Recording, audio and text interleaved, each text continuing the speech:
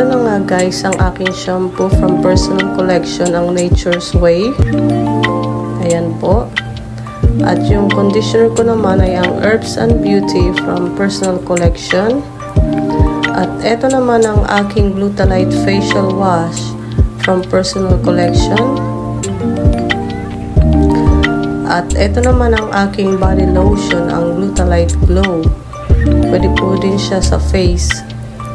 At ang aking deodorant from Glutalite again. And then, ito naman yung mga hair skin products. Ito yung aking body soap, ang Power Soap. At ang aking body wash na goat milk. At ito naman yung aking foaming cleanser after ko maligo. Lalagay ko sa mukha ko. At then, ito naman yung Essence Toner. And then, after ko mag-toner, ito naman yung aking water gel hydration.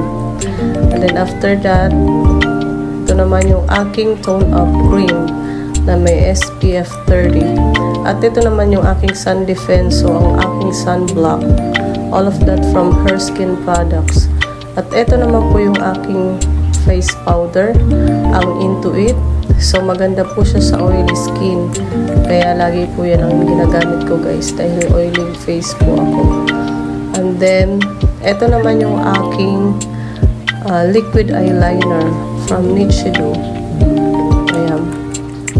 And then, ito naman yung aking eyebrow pencil from Nichido again. At ang kulay niya ay hazelnut. At ito naman yung aking eyeliner na onyx color. So, napakaganda po ng mga Nichido products. At ito naman yung aking lipstick from Ever Bilena. Yung magic lipstick. So, lahat po yan guys ang ginagamit ko sa aking buong katawan. Sa hair at sa aking body at sa aking face. So, ayan po guys. So, hindi naman po madami yung makeup ko. Pero, para sa akin, complete na po silang lahat. So, share ko lang po guys sa inyo. Lahat po yan ang ginagamit ko araw-araw. So, thank you guys for watching.